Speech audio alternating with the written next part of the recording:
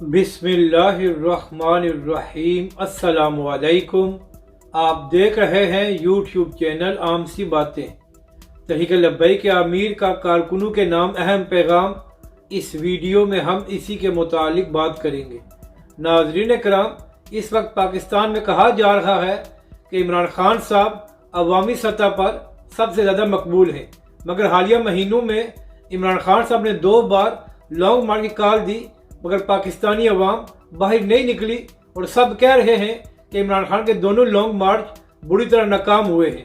جبکہ دوسری جانب تحریک لبیک کے سربراہ علامہ سعد حسین رضوی نے جب بھی پاکستانی عوام کو کال دی تو پاکستانی عوام بڑی تعداد میں سڑکوں پر آئی ہے۔ تو ناظرین کرام، جو حالیہ بلدیاتی انتخابات سندھ میں ہوئے ہیں ان میں کھل کر دھاندلی کی گئی ہے۔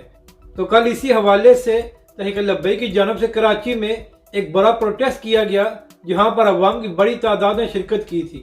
تو ناظرین کرام، تحریک لبیک کراچی کے امیر مفتی قاسم فخری صاحب نے کراچی کے عوام اور تحریک لبیک کے کارکنوں کا شکریہ ادا کیا ہے کہ جس طرح وہ بلدیاتی انتخابات میں دھاندلی کے خلاف باہر آئے اور انہوں نے الیکشن کمیشن اور پیپلز پارٹی کی حکومت کی مذمت کی۔ تحریک لبیک کراچی کے امیر مفتی قاسم فخری صاحب نے کہا کہ کل ایک بار پھر تحریک لبیک پاکستان نے یہ ثابت کر دیا ہے کہ عوامی سطح پر تحریک لبیک پاکستان کا کوئی مقابلہ نہیں کر سکتا۔ اپنی رائے کا ضرور اظہار کریں کہ آپ کو یہ ویڈیو کیسی لگی اور ہمارے اس چینل کو بھی سبسکرائب کریں۔